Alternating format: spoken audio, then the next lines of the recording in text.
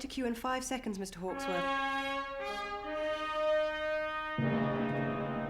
The jury is out, and all London holds its breath for the verdict in the infamous Beroldi trial. Accusations against the beautiful Madame Beroldi over the brutal murder of her husband, Arnold, have shocked the entire nation.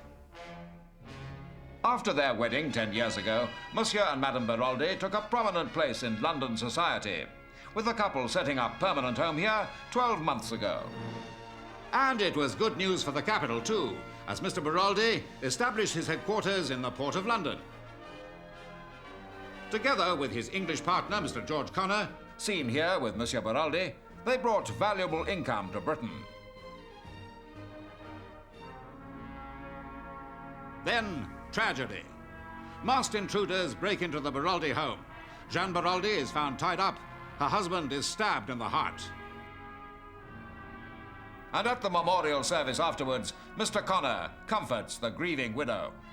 2 months later, a sensation, as Jeanne Beroldi is taken into custody and charged with her husband's murder. The story of the intruders was, they say, a clever concoction to divert suspicion.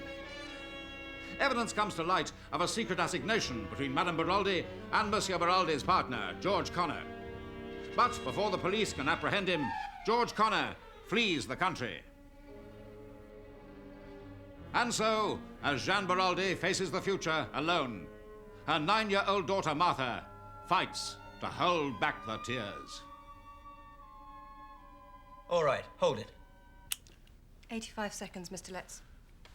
I think we should come back to the Beroldi woman at the end. That's all the footage we've got, Mr. Letts. Okay, then let's see those last shots again. Ah, good story. George Connor commits the crime and then runs off and abandons Jeanne Beroldi. No, from what I've heard, they were in it together.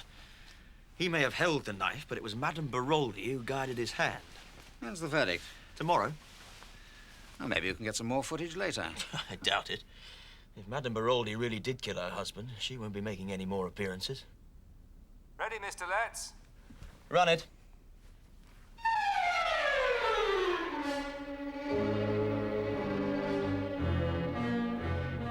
Poor little girl. Her mummy's going to hang.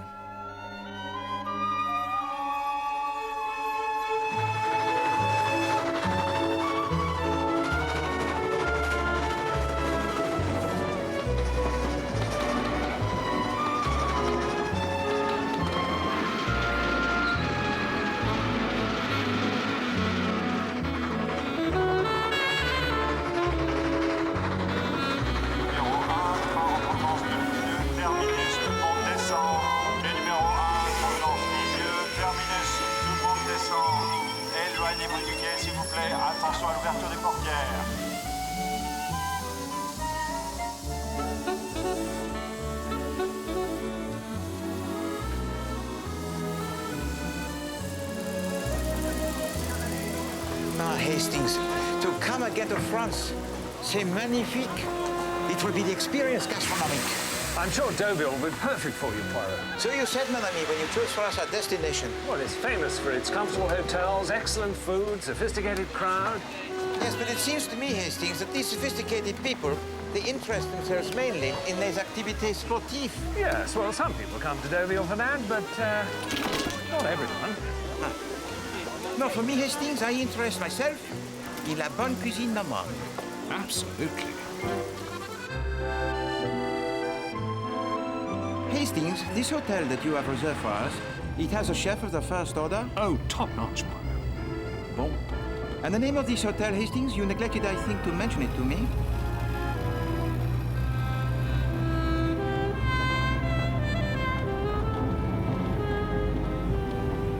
Pure coincidence, Poirot.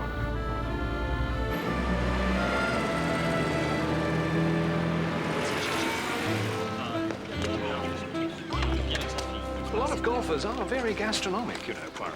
Nothing like 18 holes to build up an appetite. You really ought to try it, you know. You might find you actually enjoy it. To hit a little ball into the little hole in the middle of a large open field. No, I think it is not to the taste of Poirot. C'est à vous, monsieur? Non.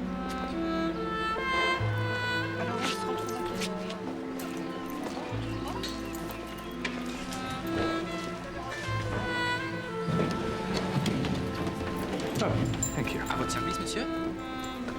You have the options on the land adjoining the golf course. But when the architect asked me if he could see you tomorrow afternoon, he wants to know what he thinks. Wait a minute. That man. What, the little one with the moustache? That's Hercule Poirot. The detective? Staying here.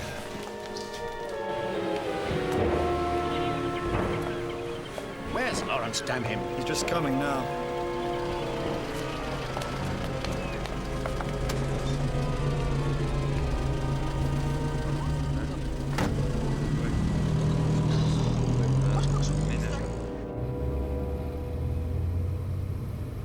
You don't need a private detective, do you, Paul? No. Why do you ask?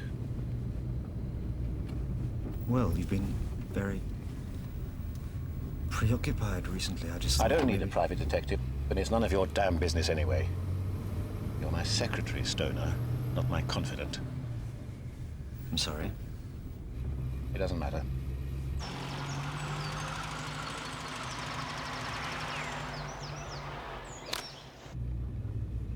Lawrence, you're taking my son to the station this afternoon? Oui, monsieur. Then you've got your holiday, is that right? Oui, monsieur. Good.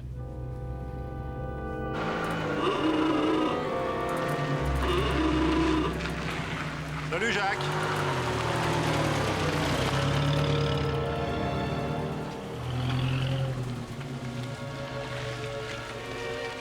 That was my stepfather. I have to go now. Jack, darling. I have to pack. Ship leaves tonight. It's so far away. Santiago's the other side of the world. I can't bear it.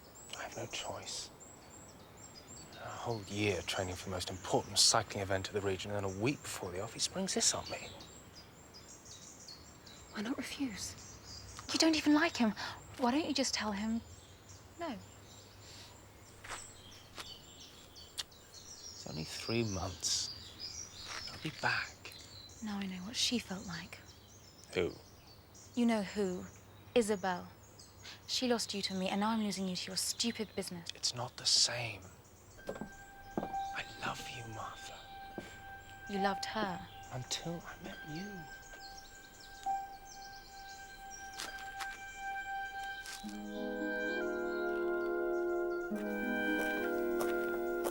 Martha. Mother. I understand you're leaving us, Jack. Yes, Madame de Bray. I have to go now. I shall miss you. We both will. Write to me. Every day.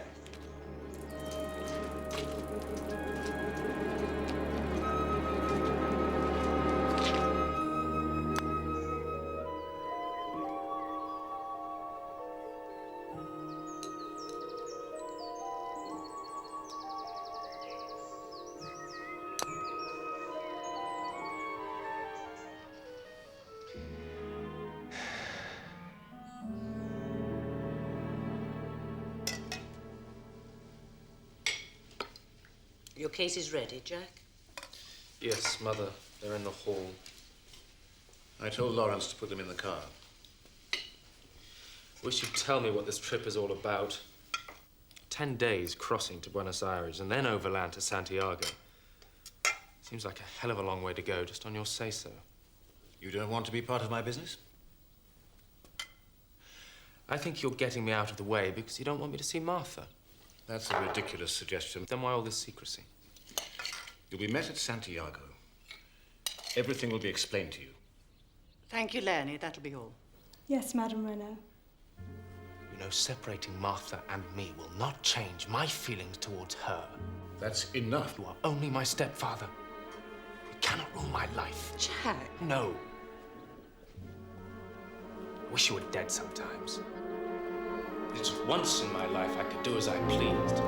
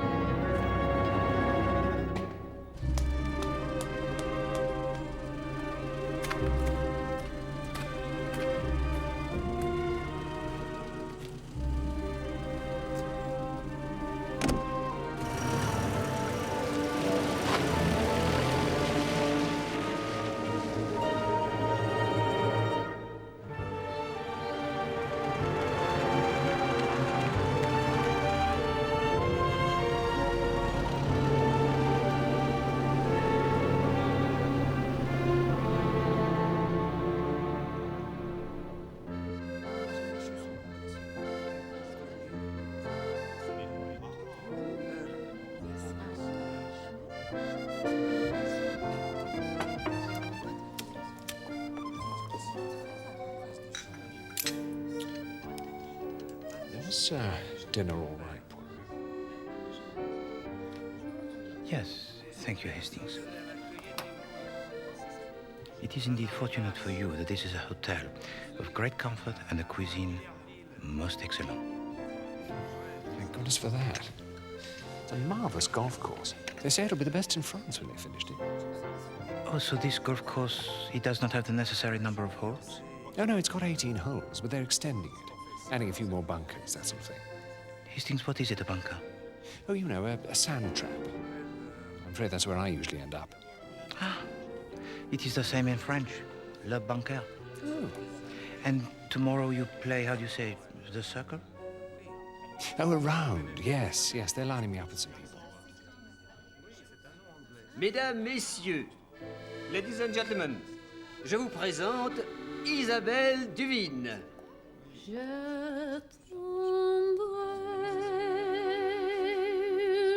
What an absolutely lovely girl.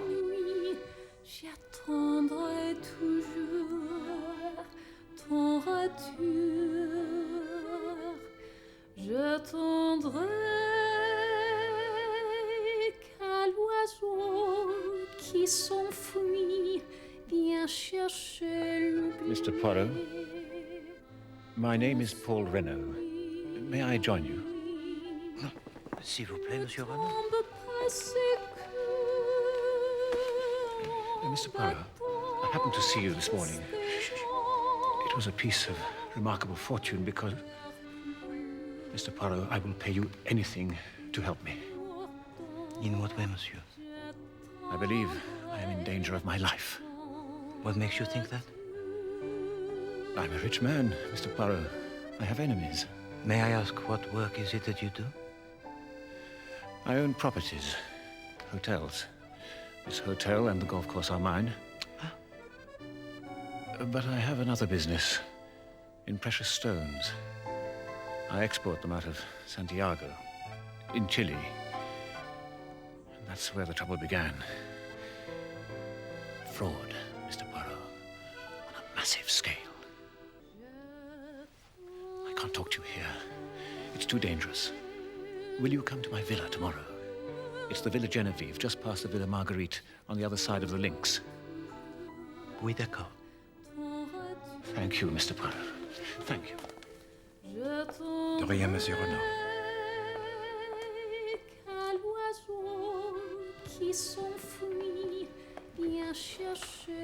It is most strange, is it not, Hastings? This Monsieur Renault, he says to me so much, and yet he tells to me nothing. Hastings?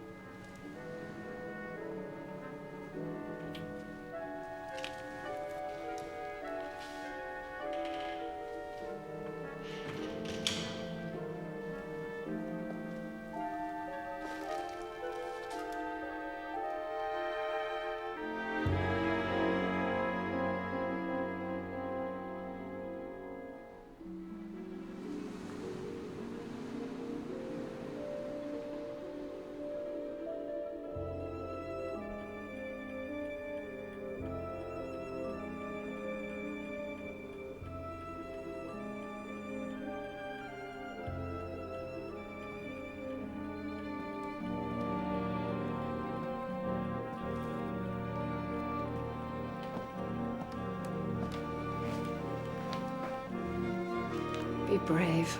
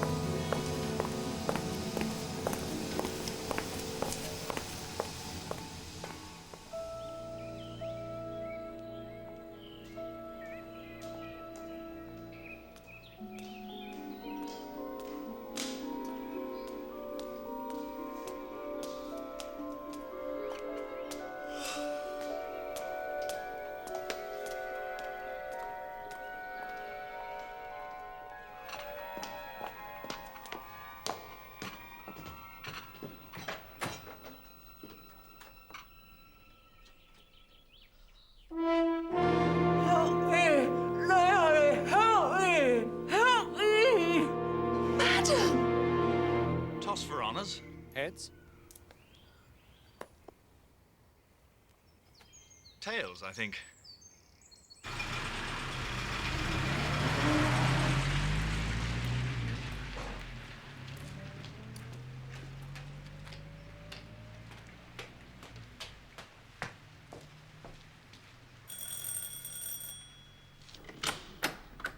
Yes, monsieur. Bonjour, monsieur. I have an appointment with Monsieur Paul Renaud. My name is... I know who you are. You better come in. Merci. My name is Lucien Bex. I'm commissary of the police here in Deauville. Monsieur Bex? Something has occurred to Monsieur Renaud? What's going on, Bex?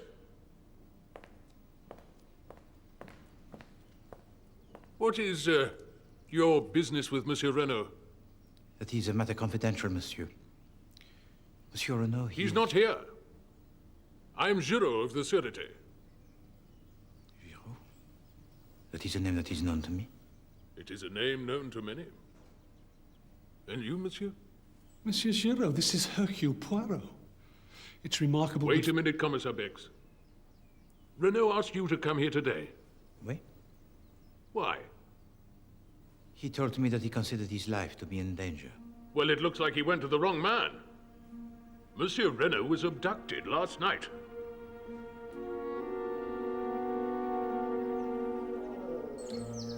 Are you at the Golf Hotel? Yes, I'm there every year. I didn't suppose you were in the bar last night. There was a singer. Lovely voice. Do you mind? Sorry. Lovely.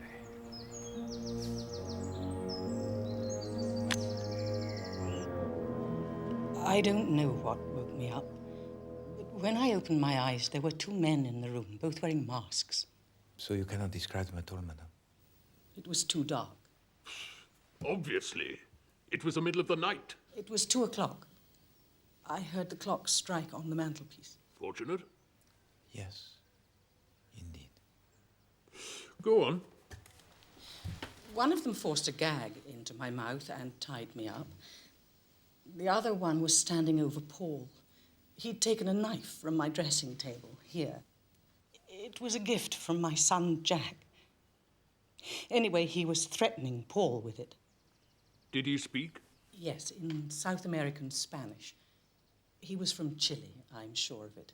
That's where Paul and I met. We lived there for many years. What did he say? Sabe lo que queremos. You know what we want. Those were his first words. The other one, the papers, where are they? Ah, yes, Monsieur Renaud. He spoke to me of a fraud. What happened then? Well, I don't remember anything else. I think I must have fainted. Oh, God, No, madame. Console yourself. Poirot will find him. You permit, madame?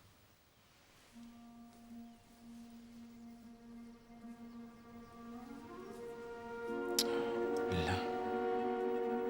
They must have caused you great pain.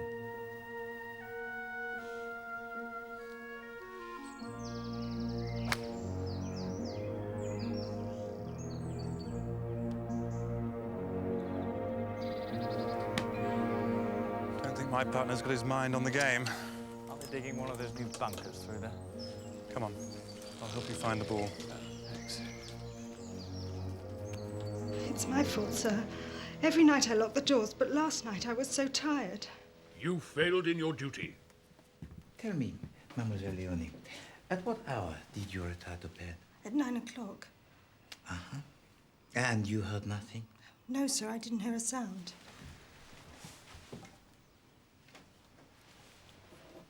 And this? That's mine, sir. I always have cocoa in the evening. Tell me. Do you mind, Monsieur Poirot? This is my investigation. There were just the three of you in the house last night? Yes, sir. Isn't there a son? Master Jacques is Monsieur Renaud's stepson, sir. He left yesterday for South America. To Chile? Yes, sir, to Santiago. Do you know why? No, sir. I believe it's to do with his father's business. He didn't want to go. No? No, sir. As a matter of fact, they argued about it quite violently. And Jack was very upset to miss the Trophy de Deauville. The cycle race. He'd been training very hard. Tell me, mademoiselle, did Monsieur Renaud and his stepson argue together very often? Yes, sir, I'm afraid they did. Oh, for heaven's sake, Poirot. Do you think Jacques Renaud kidnapped his stepfather? I think the thoughts of Hercule Poirot, monsieur, are far beyond your comprehension. Was there anyone else in the house? No gardener or handyman? Lawrence, the chauffeur, should have been here, sir, but he's on holiday. When did he leave? Yesterday, sir. He also? C'est curieux.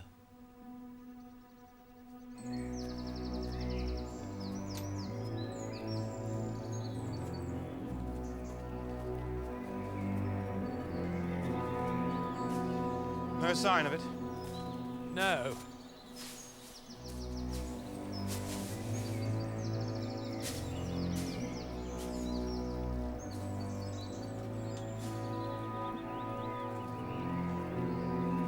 Thank you. Monsieur Giraud, I've circulated Paul Renaud's description across France, and I have men making inquiries at the station and the airport. We'll find him. Of that I am not so sure, monsieur.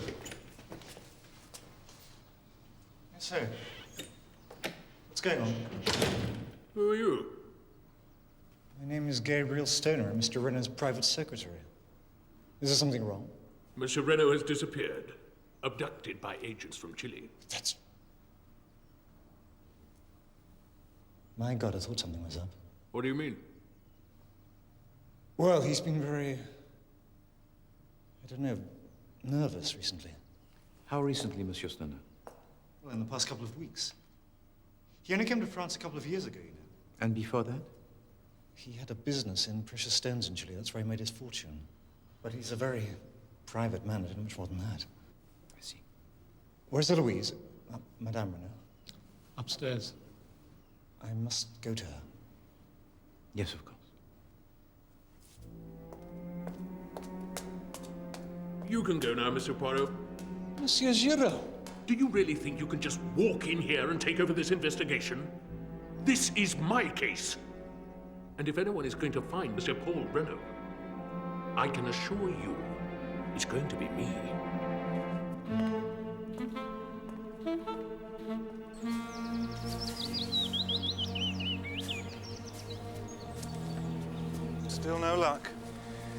No. I'll look over here.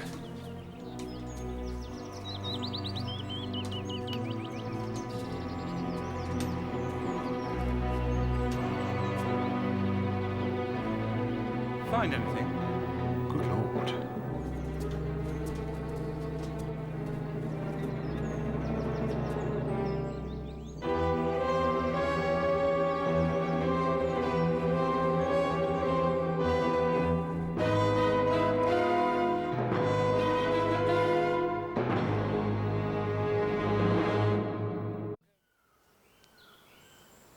Well, Dr. Hote? Killed at about 2 o'clock in the morning, I'd say. Stabbed in the back. Unusual weapon. It's just a paper knife. I'd say the stone in the hilt was a sapphire. Renault's wife said they took a knife from her room. A present from her son. Has anyone informed Madame Renault? No, Hastings. And it is a duty I would not wish to perform. There's a set of footprints in there. You didn't jump in, did you? Well, of course not. Well, it looks as if someone did. You can take him away now. Poor devil. Marched out here in nothing but that coat and his underclothes and then killed. There's no way to go. This is yours, I believe, Captain Hastings. Oh, thank you. Hastings, what is it, this white line that I see? Oh, they were going to dig a new bunker here, Poirot. This is where it was going to be. This was by the grave. Brand new. What does it tell you, Monsieur Giraud? Only that our friends from Chile came prepared. Oh, so you assume it was theirs? Of course.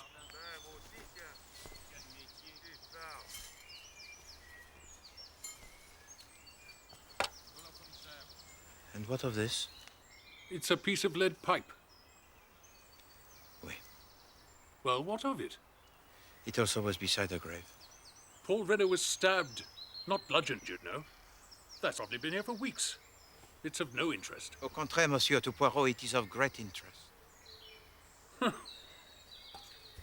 Ladle the spade and put it with the knife. Bien, monsieur le commissaire. You can keep the lead pipe. Sir, I found this in the dead man's pocket, sir. Merci. Hastings, if you please to read it. My dearest one, why haven't you written to me for so long? I'm beginning to think there's someone else. I think I would kill you if I thought I was going to lose you. But you do love me. I know you do, as I love you. Always your own adoring B.D. So Paul Renault had a lover. That's what it looks like. B.D. I'm sure Madame Renault will enlighten us. Well, you're not going to ask her, are you? She doesn't even know her husband's been... Captain Hastings is right. We'd better tell her. I will tell her. That is most strange, is it not, Hastings? What's that, Poirot? Monsieur Renault. He wore his coat very long.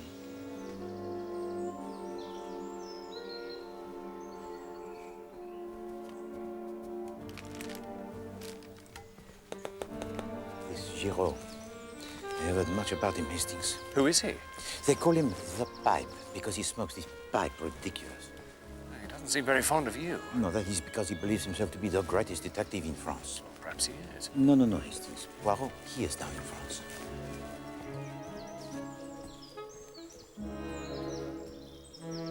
Hastings, regard. Oh, let me. Ow! Hastings, the briar, it is sharp, huh?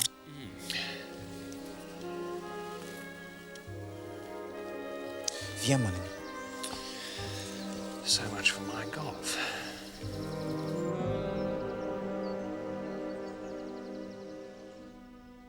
Your own adoring B.D. I don't know. Unless... Monsieur Stone? The villa next door, the Villa Marguerite. It's rented by Madame d'Aubray. Bernadette d'Aubray. Do you know this woman? No, but it's the damnedest thing. In the last 3 months, Monsieur Renault made 3 large payments from his bank account. To this Debray woman? Yes. They added up to 100,000 francs. I did ask Renault about them, but he just snapped at me. You suspected blackmail, Monsieur Stone? Yes, I did, but... If he sent him this letter, maybe they were having an affair. Seems self-evident.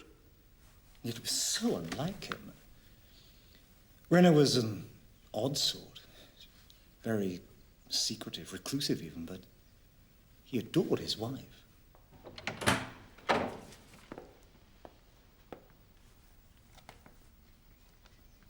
You wanted to see me. Gabriel, what's happened? Eloise, it's bad news. What? Madame Renaud, I'm sorry to have to tell you that your husband has been found murdered. Oh, no. He was stabbed last night with the knife that was taken from your room. Oh, God. Why? Why, Paul? Oh. Oh.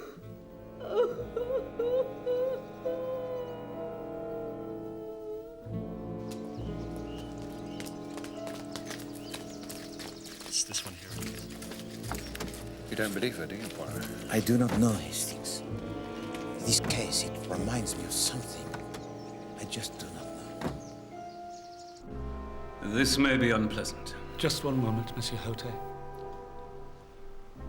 Madame Renaud, the identification, it can wait. No, I'd like to get this over with.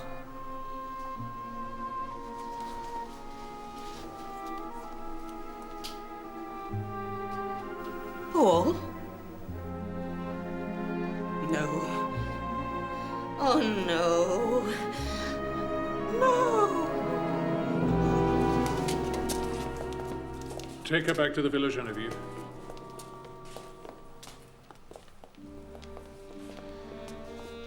I am an imbecile. Truly, if there was ever love and grief in the voice of a woman, I heard it now. Eh bien, Hastings, we must begin again. It's quite dreadful, really quite dreadful, the death of Monsieur Renaud. Do you have any suspects yet? At the present time, mademoiselle, suspicion is directed towards 2 persons. 2? South Americans from Chile. 2 suspects. Is that why it requires the services of 2 detectives? I'm handling this case, madame. Monsieur Poirot is merely observing. Well, I have nothing to tell you. My daughter Martha and I lead quiet lives. How long have you lived here in the Villa Marguerite, madame? Almost a year. My mother needed the sea air for her health. So you arrived here after Monsieur Renaud? Yes. Did you know him? We met a few times. You became friends. We became acquaintances. Madame Dubray, on 3 occasions, Paul Renaud made large payments to you. How do you explain that? I don't. It is no business of yours. Madame. I'll handle this if you don't mind, Monsieur Poirot. Need I remind you, madame, that we are investigating a murder? Well, what of it? I had nothing to do with it. Then will you tell me, please, what was the exact nature of your relationship with Paul Renaud? I have nothing to say. Mother? Was there an assignation between you? Monsieur, you insult me. In my own house, in front of my daughter. You will leave now.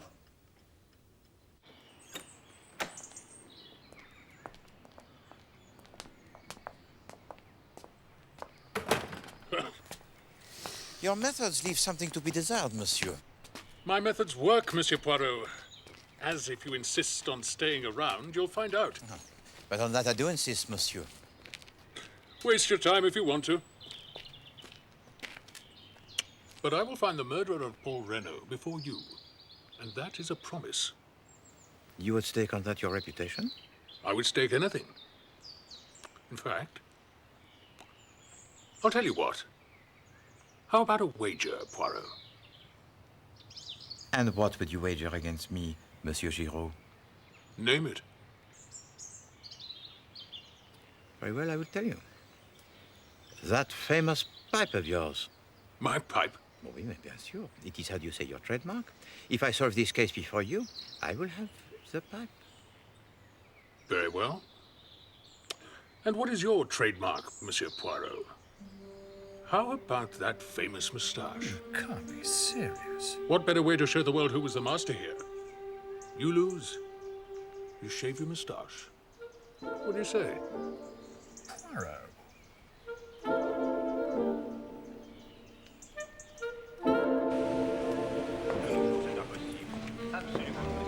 I hope you know what you're doing, Poirot.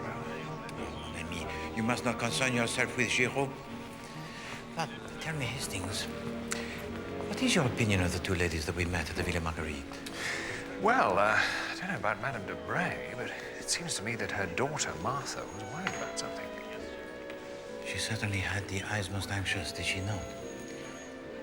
But her mother, Hastings, where have I seen that face before?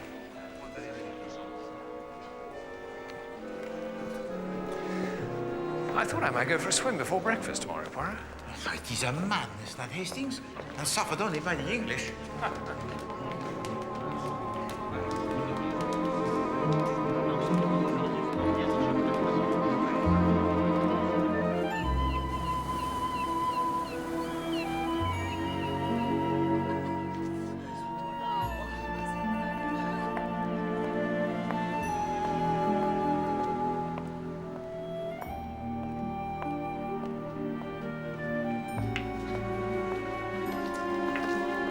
Excuse me.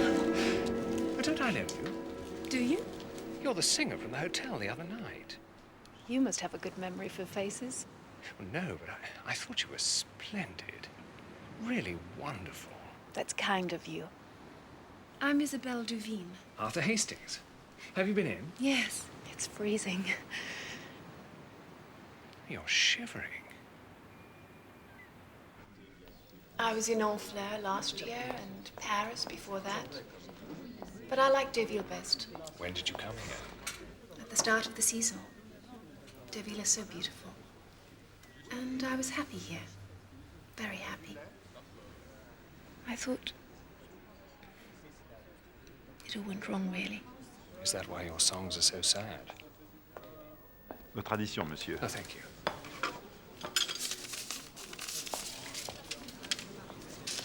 Did you hear about that murder that happened here yesterday? On the links? Yes. I was the one who discovered the body. Gosh, how thrilling. I'm afraid I absolutely dote on crimes. Oh, do you? As a matter of fact, I'm staying here with Hercule Poirot. The detective? Yes. Is he as brilliant as they say? Oh, absolutely. I must say, I'd hate to have him on my trail. Where is he now? Oh, still having breakfast, I should think. Actually, I ought to be going. Isabel, do you think I could see you again? We could go out for lunch, if you like. Oh, could we? This is my address. Why don't you call for me? Right. Rue des Escaliers. It's not very chic, I'm afraid. Thank you. Bye. Bye.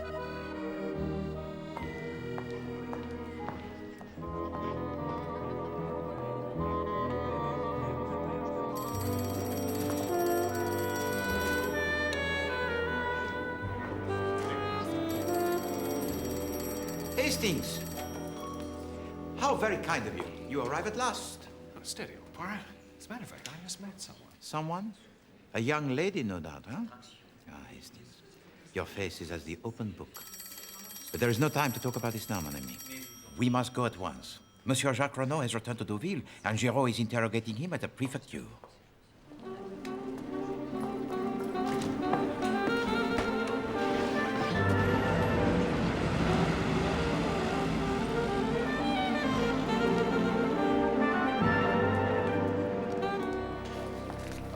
You have no right to hold me here. I have every right. I told you. I decided not to sail, but at the same time, I didn't want to go home. Just have met another argument with my stepfather. So on the night of the murder, you remained in Cherbourg? Yes. I stayed in Cherbourg all night. I only saw the news in the paper this morning. And you came straight home? That's right. But my mother was out, and I was waiting for her when he called. Next thing I know, I was dragged here. For questioning. If you think you can intimidate me, you're wrong. Monsieur Renaud, what was the purpose of your journey to Santiago? My stepfather wouldn't say.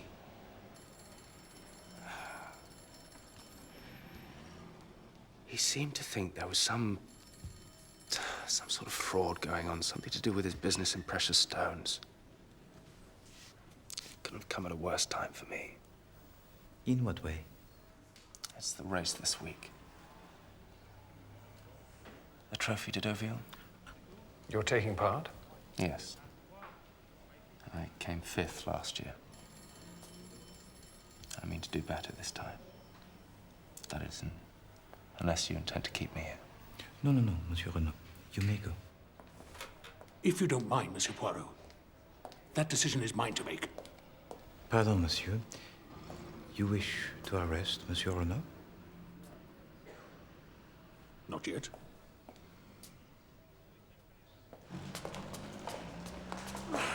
Jack! Oh, darling. So you didn't go? Well, it doesn't matter now. Not now.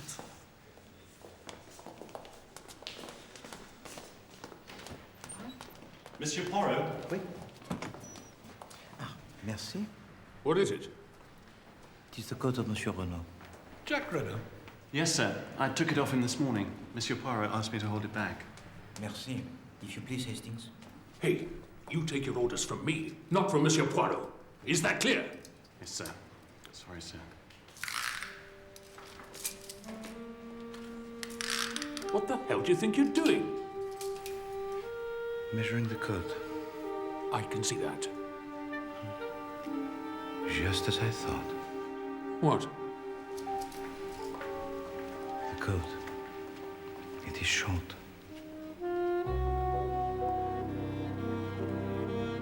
Hastings, I must leave on the first possible train for London. What? But why? Because the face of Madame Dobré, it is known to me. I've seen it before. Also, there is something about this case that is familiar to me. But why London? Because that is where the answer is to be found. Hastings, I wish to know at what hour the last train left Deauville on the night of the death of Monsieur Renaud. Right. And go also to the office of Monsieur Bex and tell to him where I have gone. When shall I say you'll be back? Oh! When I have discovered the truth, Hastings. Oh.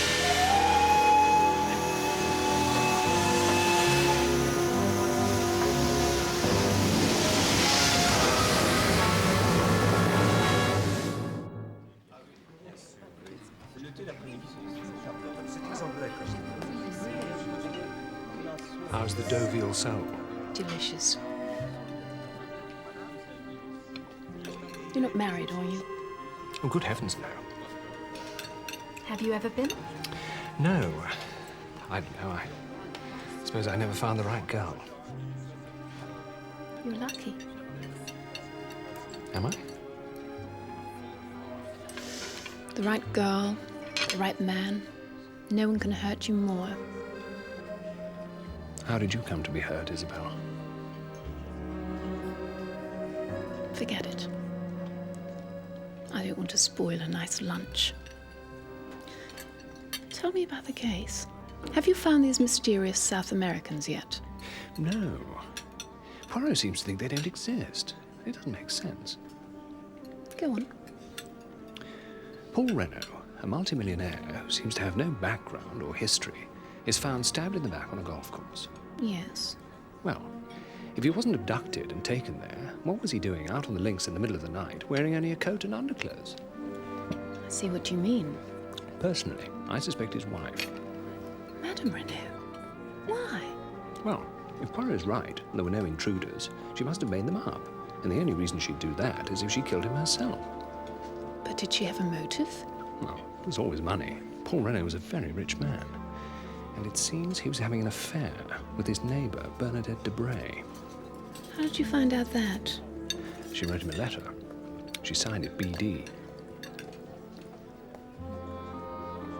But that doesn't necessarily mean she... Well, no. But we also discovered that Paul Renault paid Madame Debray a large sum of money. Look, Isabel, I really shouldn't be telling you any of this.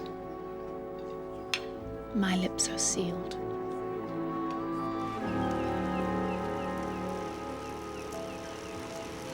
Thank you, Arthur. That was a lovely lunch. Oh, don't thank me. I can't remember the last time I enjoyed myself so much.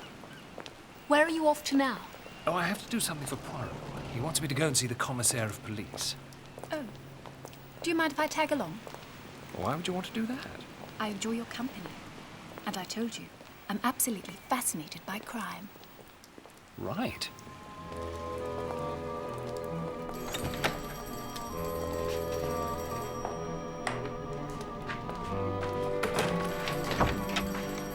Mr. Beck said to wait in his office, Captain Hastings. He'll be with you shortly. Thank you very much.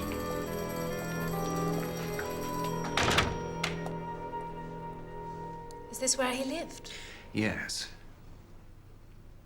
And that's where you found him? Yes. Stabbed in the back? Look, Isabel, I'm not sure this is a very good idea. Don't worry. I'm all for the horrors. What's that? They're footprints from the scene of the crime. They took a cast. And this? That's the knife that was used. The knife? Yes. Oh, goodness. I say, you all right? Yes. Are you sure? Yes. Come and sit down. Do you think you could get me some water? Please. I'll be back in a minute.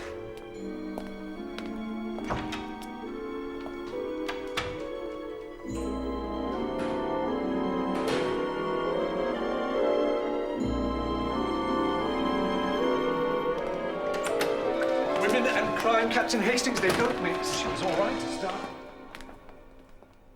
She's gone. Was she interested in anything in particular, Captain Hastings? What was it that upset her? I've really no idea.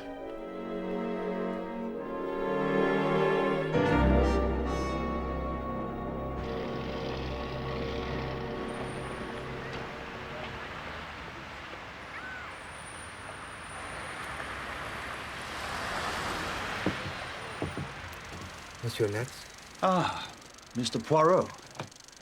And how may I help you? Yes, I know exactly what you're talking about, Mr. Poirot. Now, I edited the newsroom myself, and I was there at the trial. When was this, Monsieur Lex? Oh, it's been a good 10 years ago.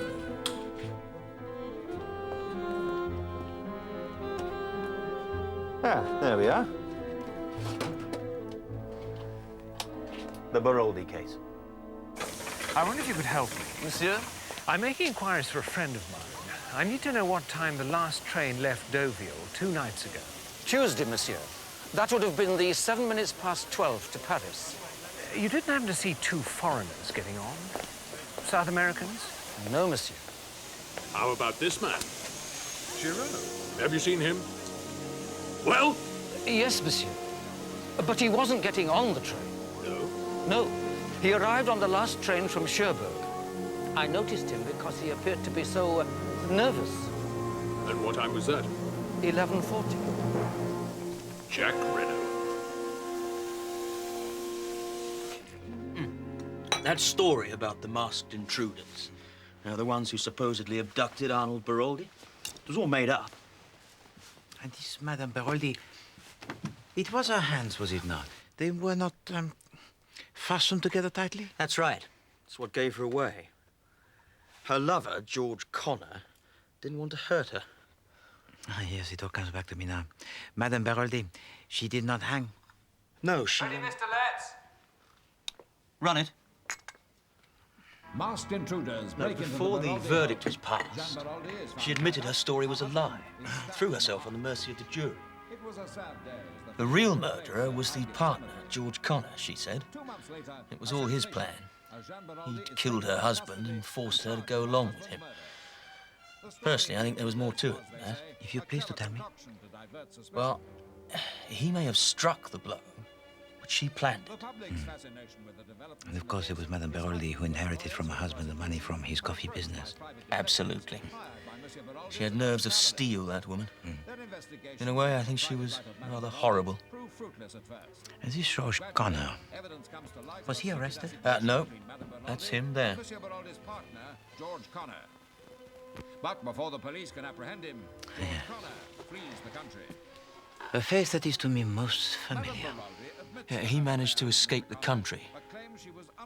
To South America? Yes. The police never found him. And what of Madame Beroldi?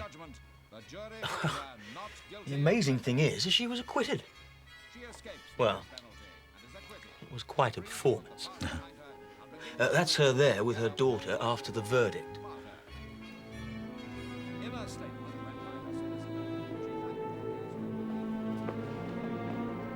She left the country later on, changed her name. Oui. To Madame Bernadette Debray.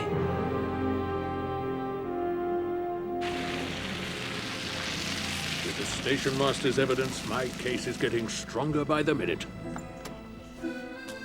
So Jack Renner was lying when he said he was in Cherbourg the night his stepfather was killed. He was actually here in Deauville. You better tell Poirot. Oh, I expect he already knows. You can wait here. I want another word with Madame Renner. Right.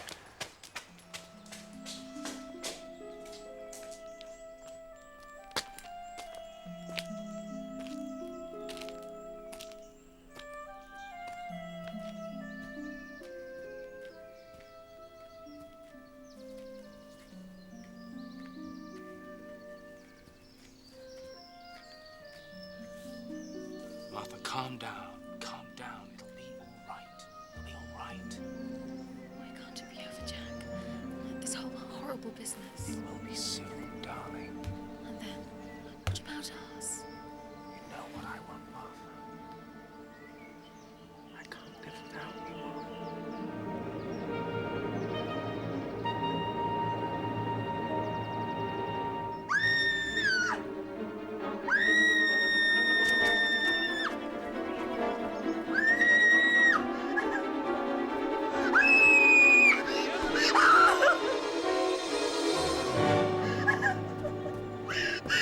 What is it? It's another body. The knife, Captain Hastings. Look at the knife.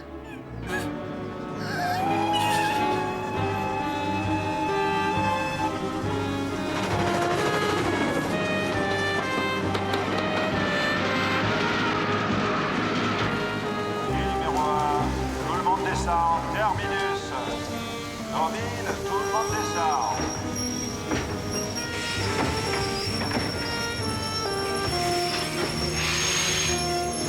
Hastings, you've received my telegram? Bon. Poirot? I have succeeded, mon ami. I have succeeded to the marvel. Poirot, I have to tell you, there's been another murder. A second murder? Committed with an identical knife. Not an identical knife. The same knife that killed Paul Renault, which was stolen from this very office by the woman that Captain Hastings brought here. We can't be sure of that, Monsieur Giraud. The knife vanishes, the knife reappears. What more do you want? It is a very serious business, Captain Hastings. To bring a complete stranger into police headquarters and then to just leave her here. I can't believe the incompetence of it. And you have not been able to find this young woman? We're looking, but we only have her description to go on. You wait until I get my hands on her. You've no idea who she was? No. We met on the beach. She didn't tell me her name. She must have told you something. No, not really. And you believe this to be the same knife that killed Monsieur Paul Renault? A paper knife with a stone set in the hilt, it certainly looks the same. But why take it to... Doesn't make sense. Bonjour, Dr. Rotet. Well, the first thing that you ought to know is that this man was stabbed after he died. What? Look at the wound. The knife was lodged in his heart, but there's no blood. Then what did he die of? It's too soon to say, but I'd guess an epileptic fit. But why stab a man who's already dead? To create an impression, Hastings. What impression? The impression that he very nearly did create. You've no idea who he is? No identification, nothing. Look at his hair. His fingernails. I'd have said he was a tramp. And yet his clothes were those of a man well-to-do, n'est-ce pas? C'est curieux. We found those in the shed. Some old clothes. They could be the tramps. Or... The gardeners? Do you think so? Yes. What about the time of death? No, he's been dead quite a while. Possibly 4 or 5 days. And so, it would appear that the death of this man occurred before the death of Monsieur Paul Renaud. You're just trying to confuse the issue, Poirot. You do not find it to be confused, Monsieur Giraud? Oh, no. As a matter of fact, I'm ready to make an arrest. You are? It's that race this afternoon, isn't it? The Trophy de Deauville? Yes. What time's it expected to end? 4 o'clock. We'll do it then. And what more suitable venue than the finishing line? Right. Bad luck, Poirot. But I told you, didn't I? You've met the better man.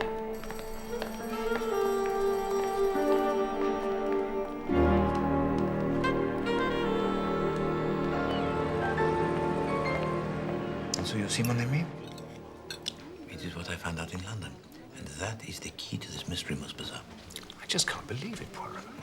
10 years ago, Jeanne Baroldi is accused of murdering her husband, and now she's living here in Deauville under the name of... Madame Dobray? Exactement. Shouldn't you confront her or something?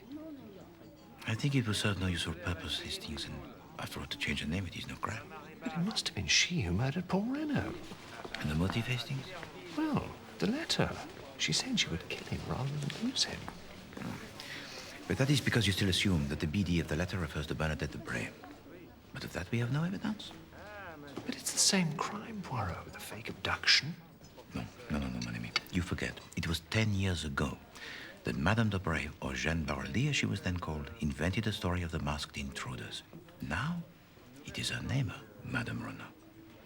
Oh, that's true. There's one other question you should ask yourself, Hastings. What's that? What happened to the true killer, Georges Connor? Pardon, monsieur.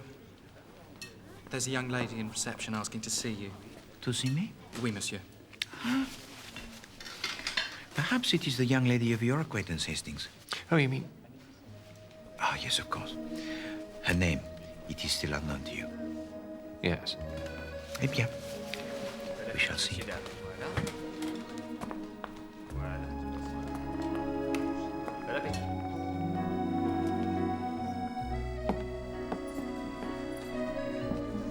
Monsieur Poirot.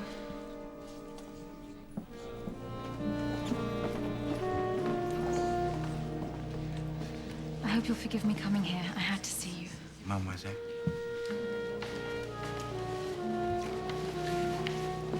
Please. I'm afraid, Mr. Poirot. Terribly afraid. Mademoiselle. That horrible man has just been to see me. Giraud. He's such a bully. He's discovered that Jack was here on the night of the murder. But if that is the case, mademoiselle, it was most unwise of Monsieur Jacques Renaud to conceal it. I know, but that doesn't mean... Monsieur Poirot, Giraud is going to arrest him. You can't let him, please. I love him. Mademoiselle. He's innocent, Monsieur Poirot. I know he is. And who do you believe the true killer to be, mademoiselle? I know who it was. Tell it to me. The day before he died, I heard someone in Paul Renaud's garden. I climbed up and looked over the wall, and that was when I saw him. Who? A tramp. He was a dreadful-looking creature dressed in rags.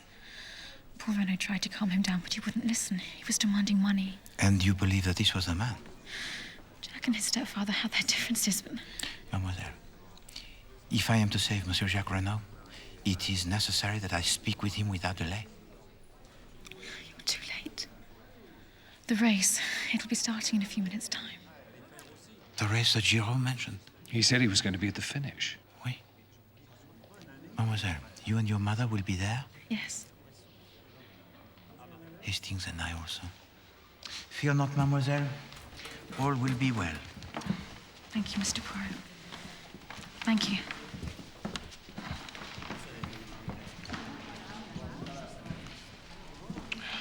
I wonder if she knows about her mother's true identity. Oh, she was but 9 years of age at the time, Hastings. It is possible that the truth, it has been shielded from her. Well, she's certainly not with Jack Reno. Should have seen them, Poirot. Comment, mon ami? I heard them together. Over the same garden wall, as a matter of fact. Hastings, you did not mention this to me. Didn't I? Oh, But do you not see of it a significance? Oh, you think Paul Reno could have overheard them too? No, no, mon ami. I think the exact opposite.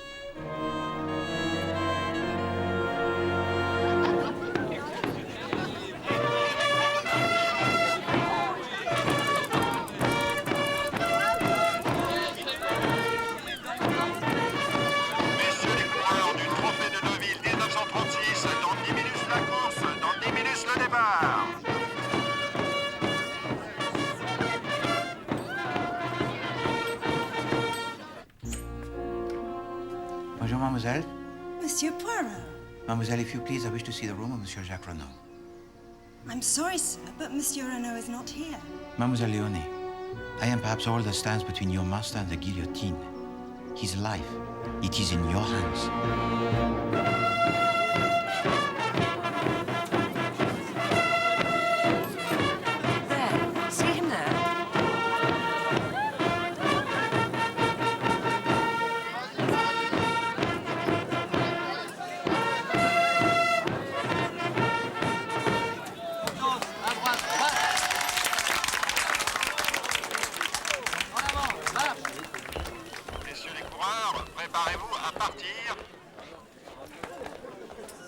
À vos marques, prêts.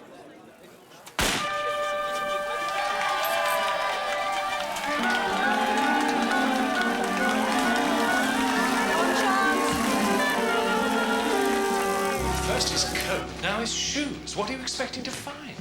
You remember the 2 footprints that were inside the grave, Hastings? Yes. Voila.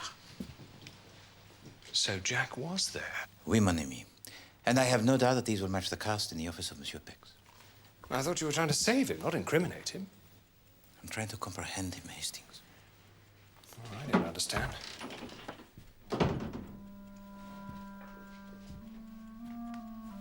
Hastings? You know this girl, Hastings? No, I've never seen her before.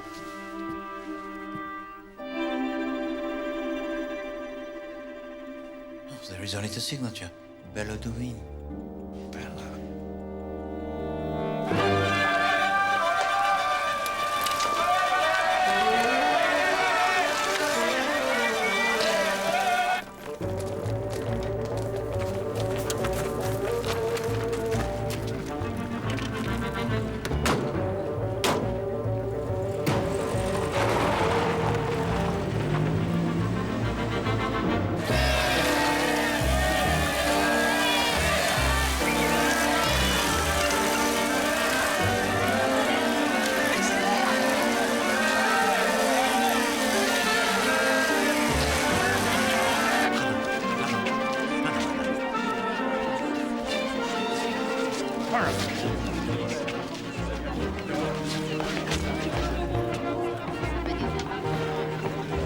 Madame Renaud.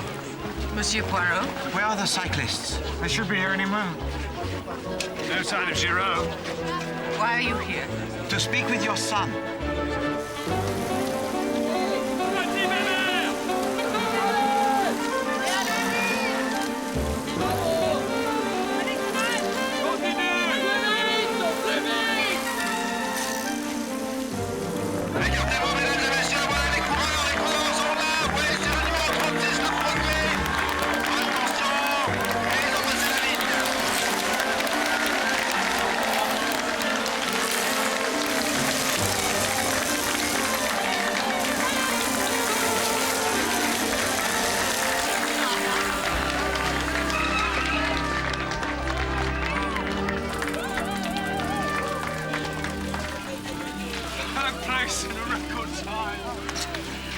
Congratulations, monsieur. Monsieur Renaud, there are certain questions I must ask you concerning your late stepfather. What, here, now? Yes, here and now. Why did you return to Deauville on the night of his death? I told you. The truth, monsieur. I wanted to see someone. Martha Dobray? Yes. And did you see her? No. Why not? Out of the way! Who? Jack Renaud, I'm arresting you for the murder of your stepfather, and also for the murder of your unnamed accomplice. Take him. Giraud, you've got it all wrong. Giraud is never wrong. Tell me, Monsieur Renaud, do you deny it? Tell him, Jack. No, Monsieur Giraud, I have nothing to say. You see?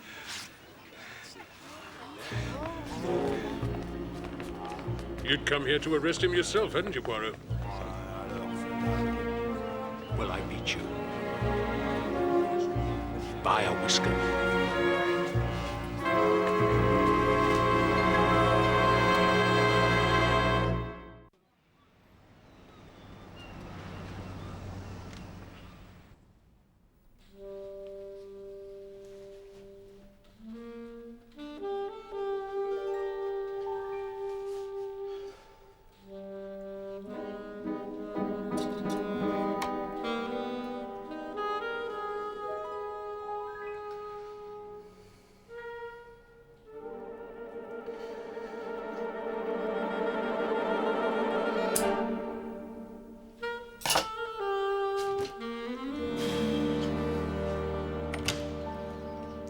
Bonjour, Monsieur Stoner. If you please, we wish to speak to Madame Renaud. Come in. Merci.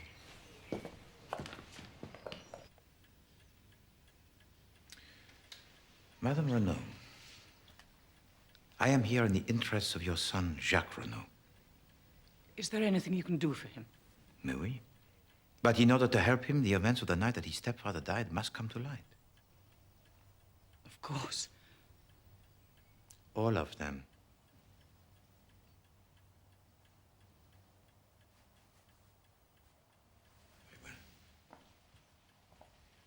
The real name of your husband, Madame, was not Paul Renaud, but Georges Connor, was it not?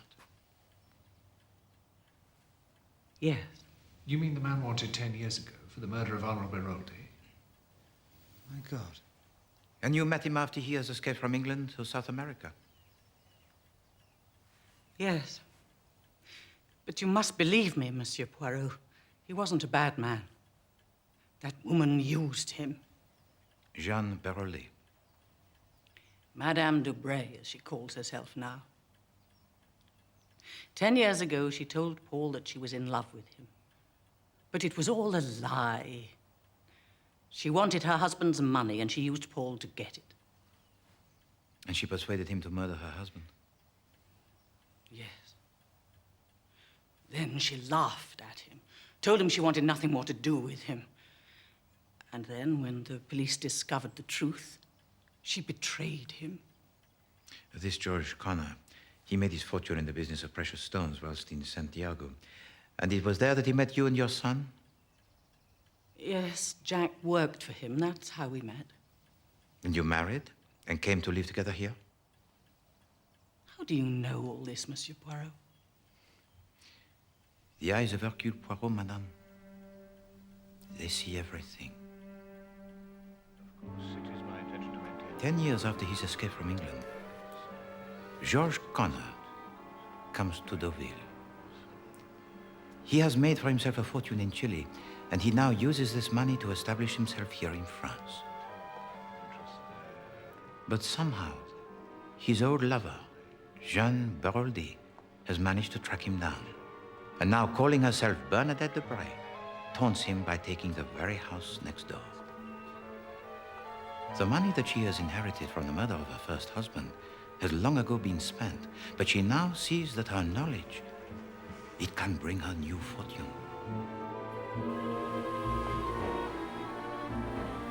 She uses this to blackmail Paul Renaud. And then, matters already grave, they are made worse.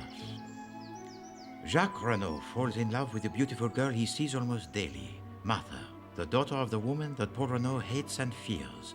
Paul observes them together, but he is powerless to prevent the association and thinks now only of escape. Yes. Paul was being drained by Madame de Bray. Every day was a torment to him. He had to get away. And the method that worked for him 10 years ago, he decides to put to use again. Yes. Only this time it would seem that he was the one the intruders had killed. I would move away, and later the two of us would meet and start again. What about Jack? He didn't know. I've never told him about Paul's past. I couldn't. And so the plan, it was made. But then, a few weeks later, a tramp comes to the Villa Genevieve. That is the way out. He is violent, abusive, and dangerously ill. They struggle together, and the tramp suffers a seizure that is fatal. If it is to be believed that Paul Renaud is dead, then a body, it has to be found. And now, as if by providence, a body, it has been sent in the form of the tramp. Paul dresses the tramp with a suit of his own clothes. But there is worse. To make this deception convincing, the body must look as though it has been murdered most brutally.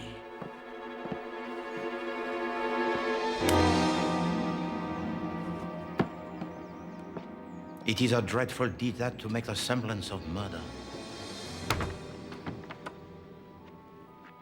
Sometimes I wish you were dead. And so to the day itself. Once in my life I could do as I... Jacques, the stepson of Paul Renaud, is sent away to Chile, simply to remove him from the scene. In the same manner, Lawrence, the chauffeur, is given a holiday. And so the preparations, they are complete. Oh, but Paul Renaud, he uses every opportunity. And when he sees me, Hercule Poirot, he decides to draw me into his plan. It is a pretty little charade that he plays at the hotel. He tells to us nothing, only that there is a fraud, and pretends to be afraid. But this is all a performance designed to give credence to his plan. Night falls, and all is in readiness. The maid Leonie is sound asleep. For the cup of cocoa that she takes each night, it has been drugged.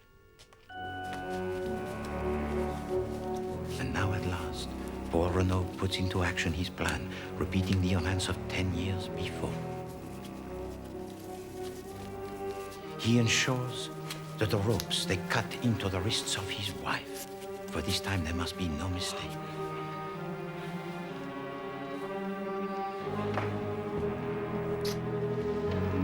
The hour? It is 10 o'clock, and not 2 o'clock, as you later tell me, madame. For Paul Renaud intends to leave on the last train from Deauville, which leaves at 7 minutes past 12. He slips on an overcoat, for it is his intention to make his escape dressed in the clothes of the tramp. And then both George Connor and Paul Renaud will once again no longer exist. Paul Renaud plans to bury the tramp where he is bound to be discovered. The new bunker, it is ideal. He also has with him the pipe made of lead with which he intends to disfigure the face of the dead man. Only then, the justice which he has for so long eluded overtakes him. Fantasy is made reality. An unknown hand stabs him in the back.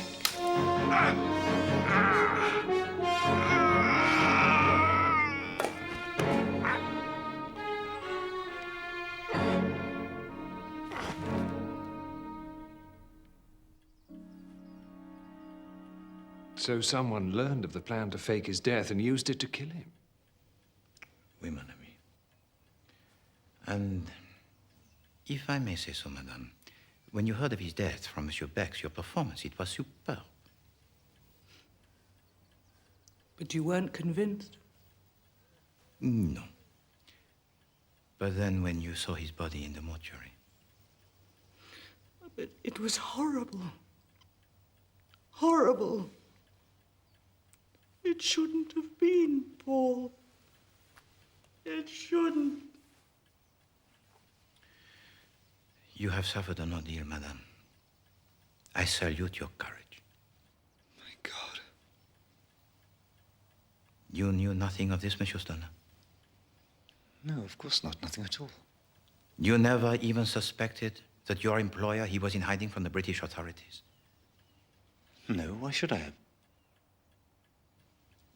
Monsieur Poirot, I don't care what happens to me. But can you help Jack?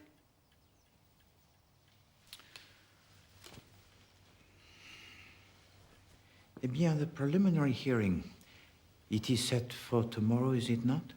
Yes. Giraud is certain that he'll be committed for full trial. But I know that Jack had nothing to do with his stepfather's death. I do know it, madame. And it is something also I can prove.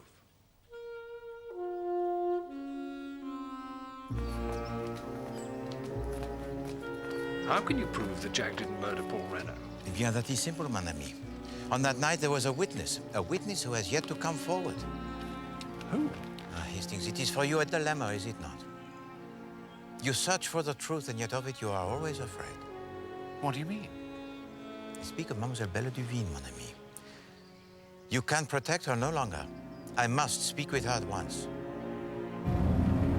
Her name isn't Bella, it's Isabel. Isabel to you, mon ami, but Belle Duvine to Jacques Renault. Remember the BD that we found in the letter? That letter was written to Paul Renault. No, Hastings. It was addressed to my dearest one. Why do you assume it was his? It was in his coat pocket. It was in the pocket of the coat he was wearing, but that coat, it was not his. Do you not see, Hastings? When Jacques Renault, he left for Cherbourg, by accident, he took the coat of his stepfather. And so that night... Exactement. Paul Renault, he was wearing the coat of his stepson. So Isabel was in love with Jack Renault. Oui. Why have you been torturing yourself, mon ami? The photograph you have not seen, the name you do not know? Why must you protect this girl? I don't know. I suppose I've fallen in love with her. Then for you, mon ami, I am most sad. Bonjour, madame. Mademoiselle Belle Duvine, s'il vous plaît. Miss Duvine? Why do you want her? She is required most urgently in a court of law, madame. It is her testimony that will establish the innocence of a young man. Well, I'm sorry she's not here. What? She went out yesterday and did not return. Oh.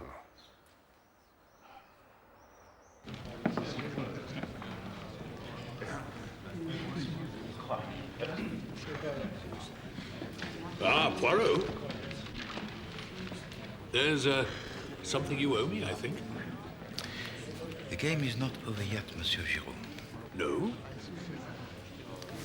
No. The judge has still to make his recommendations. Hanging on to the bitter end, eh, Poirot? Well, I can wait. La cour! La cour! Première audience sur l'affaire Jacques Renault.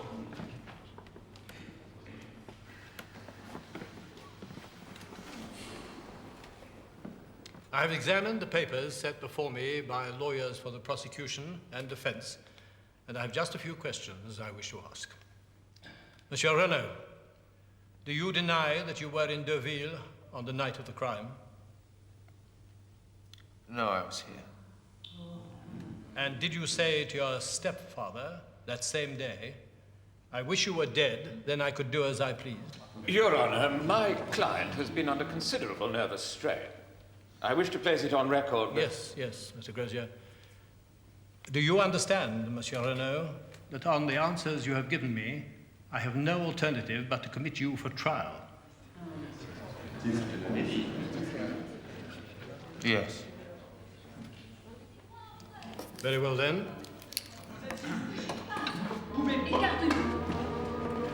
Isabel. My name is Bella Duveen. I wish to give myself up for the murder of Paul Renaud. Emmenez-la! You knew about this. You tricked me.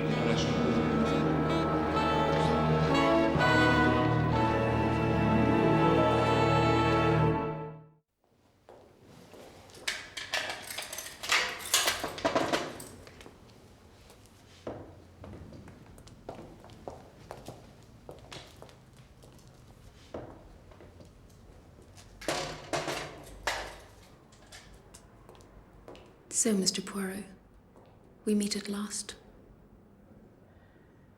Isn't that what I meant to say? Mademoiselle Duveen, why did you murder Monsieur Paul Renaud? Why do you think? I think it was because you were in love with his stepson, Jacques Renaud. Yes.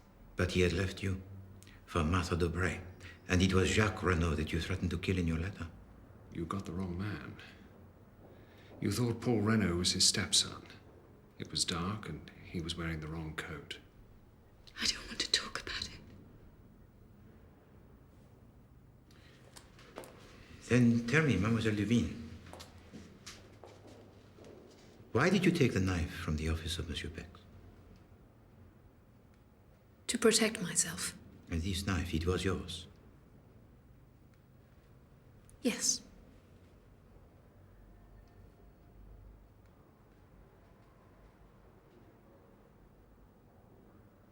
Merci, Mademoiselle Duveen.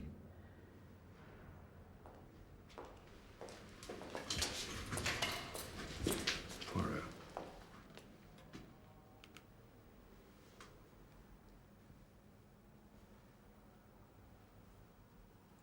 I should be outside.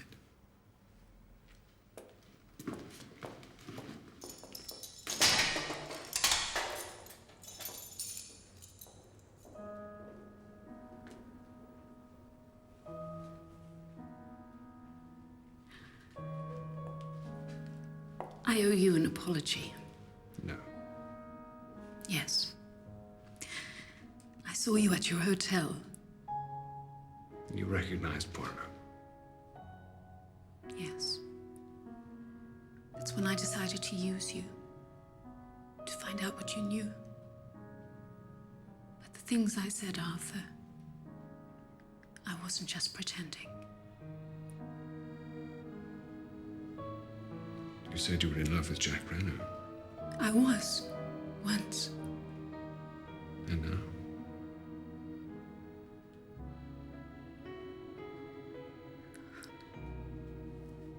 Just forget about me, Arthur.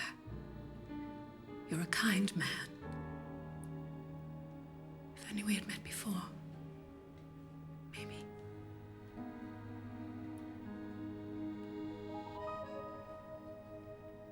That's the end of that one, I think. Ladies and gentlemen, I'd like to propose a toast to freedom. Freedom. Freedom.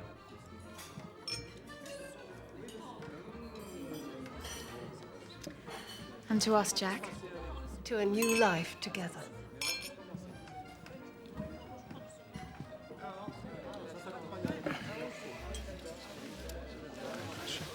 The wedding, it is to be soon, Monsieur Renaud? Oh, yes. We want to put this very much behind us. Start again. Poor Bella, I treated her shamefully, Mr. Poirot. At least that awful Giraud lost his wager with you, Monsieur Poirot. Oui, but it is a wager the Poirot has yet to win. Out of my way! Let me through! Ah non. Écoutez. How can you, Jack? How can you celebrate? Mother. You may be free, but Paul's death is on your hands. That's not fair. Sit down, Mother. No, Jack. You never understood him. You defied him, mistrusted him. And by your heartless treatment of another woman, you killed him. I didn't. Well, you'll never have his money. Tomorrow I intend to take steps to disinherit you. And that girl. Mother. Martha. You're no son of mine.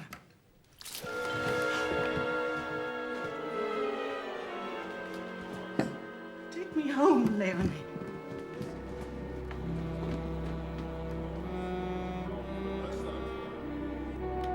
Jack, she didn't know what she was saying.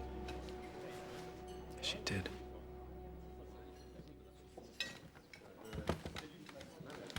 Jack, darling, you can stay with us tonight. Yes, I think that would be best.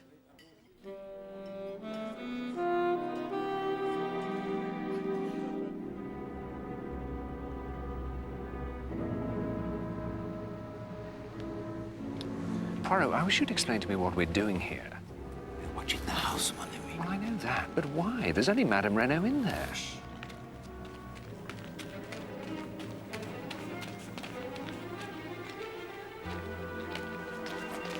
Who was that? It was the true killer of Monsieur Paul Renaud. What? But Isabel... No, Hastings. Bella Devine was not the killer of Paul Renaud. Well, then who was?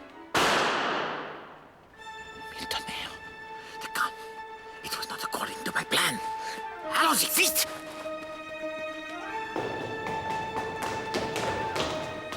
This way, Hastings. The bear of Madame Renaud. C'est par ici.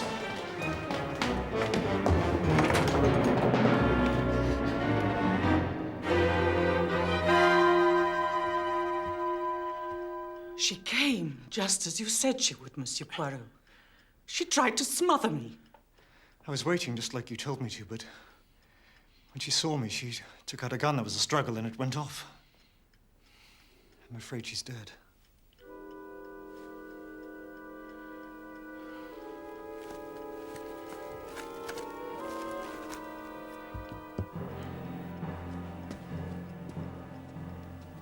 Who is it, Poirot? The true killer of Paul Renaud, mon ami.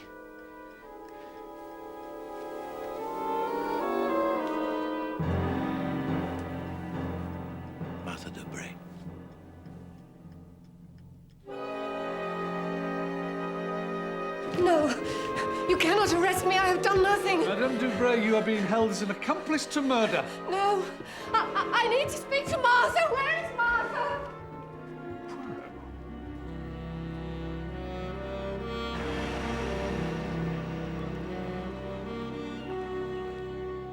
This crime? Ah, yes. Merci beaucoup. It has indeed challenged the little grey cells of Hercule Poirot to the extreme. And yet, from the start, I knew that this was a crime of the cold blood. And so it was. Martha Dubray knew of the plans of Monsieur Paul Renaud to create his fake death. And with great cunning, she set out to use those plans for the purposes of her own. But, Monsieur Poirot, how could she have known? We told no one. So you believed, madame. But when you made the plans, it was by the garden wall, was it not? Yes. Paul and I, we did talk there. I'll dig the grave at 10 o'clock. I'll be on the train out of here 7 minutes past 12. You'll have to identify the body. It won't be pleasant, but you'll have to be convincing. I'll do my best. If it's really the only way to rid you of Bernadette Dubray forever, then so be it. And that was how Martha Dubray she overheard. Later, Hastings would hear Martha talking with Jack over the same wall. And that is what alerted me to the possibility. Will be dead. Why did she do it? Always it was for money. Monsieur Paul Renaud planned to escape from the blackmail of Madame Dubray by pretending to be dead. But what if he were really dead? What would happen then? Paul's money would come to me. Exactement. But what if a short while later, you were also to die, madame? Jack would have everything. And Martha would have Jacques Renaud. But this marriage, it could only take place if Paul Renaud no longer stood in the way. Oh yes, Martha and her mother certainly planned for the long term. However, last night they discovered that Madame Renaud intended to change her will.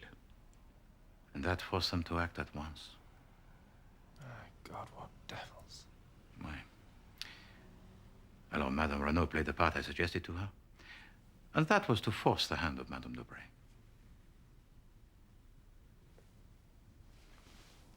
Oh, Bella. Will you ever forgive me? Yes, Jack. Of course. But this is what I don't understand, Monsieur Poirot. So these two were protecting each other? Oui, Monsieur Bex. Never before have I seen so many misconceptions, and that was because each thought the other guilty of the murder. But why? Let me describe it to you as I see it. On the night of the murder, Jacques Renaud returns from Cherbourg. He plans to visit Martha Dobray in secrecy, but he is seen by the station master. Meanwhile, Mademoiselle Bellodovine, tortured by her love for Jacques Renaud, decides to visit him one last time to plead with him, unaware that he's supposed to have departed for Santiago. Per route, it will take her across the golf links. In the meantime, Monsieur Paul Renaud has completed his task and is now ready to recover the body of the tramp which lies nearby in the shed with a knife he has placed in the chest. He plans, of course, to bury the tramp in the grave. And that is when Martha Dobray strikes.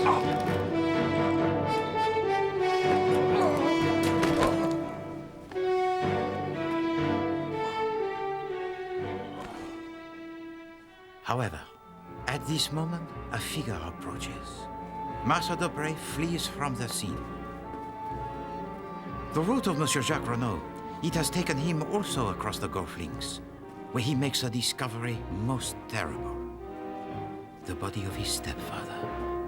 Can it be true? He climbs into the grave. Just as Mademoiselle Bellodovine arrives, cutting her hand and tearing her sleeve on some sharp briars which are near to the site of the new bunker. And so, to the moment of truth. Jacques Renaud looks up, and what does he see? Mademoiselle Bellodovine with blood on her clothes. It must be the blood of his stepfather, of that he is sure. She has mistaken the coat and has killed a wrong man. And Mademoiselle Bellodovine, she sees Jacques Renaud in the grave with the body of his stepfather. What is she to believe? And from that moment, each thought the other the perpetrator of the crime. And that, Monsieur Bex, is why they were protecting each other. It's true, that's how it happened. But what about the knife? Why take the knife from my office? Mademoiselle? I thought it was Jack's. You see, he had given me one that was exactly the same. It's true. I had them made when I was working for my stepfather. The sapphires were from Santiago. They were souvenirs of my time there. Exactement. But, Monsieur Renaud, there were more than two knives, were there not? Oh, yes. 3 sapphires and 3 knives. The first knife you gave to your mother. This was the knife that was used by Paul Renaud, by plunging it in the chest of the dead tramp.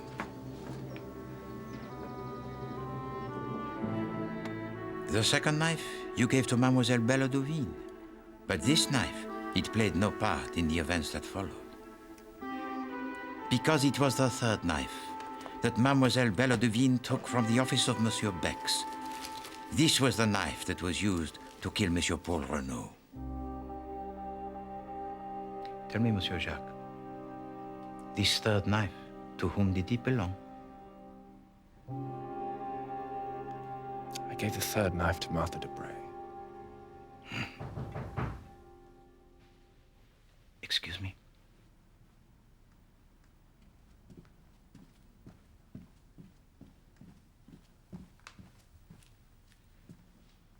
Entrez.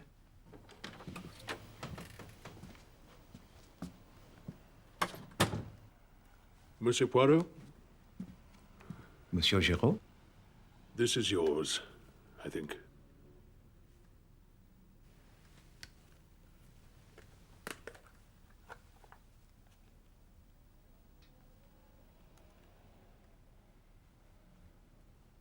No, monsieur. You may keep your pipe. But from this moment, each time that you light it, you will think of Hercule Poirot.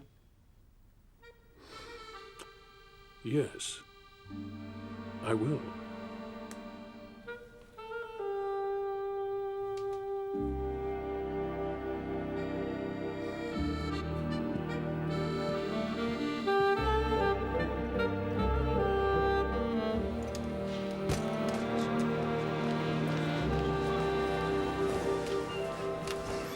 Actually, Poirot, I thought I might stay out here a little while longer.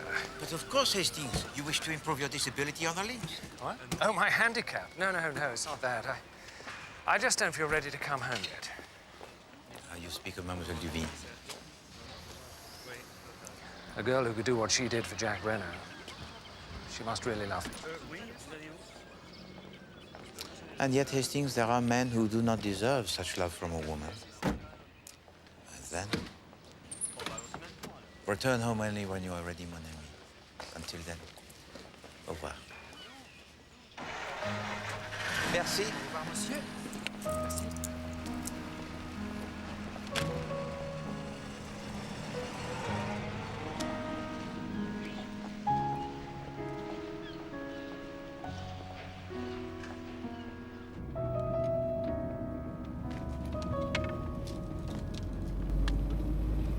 If you please, monsieur, I wish to make the little detour. Bien, monsieur.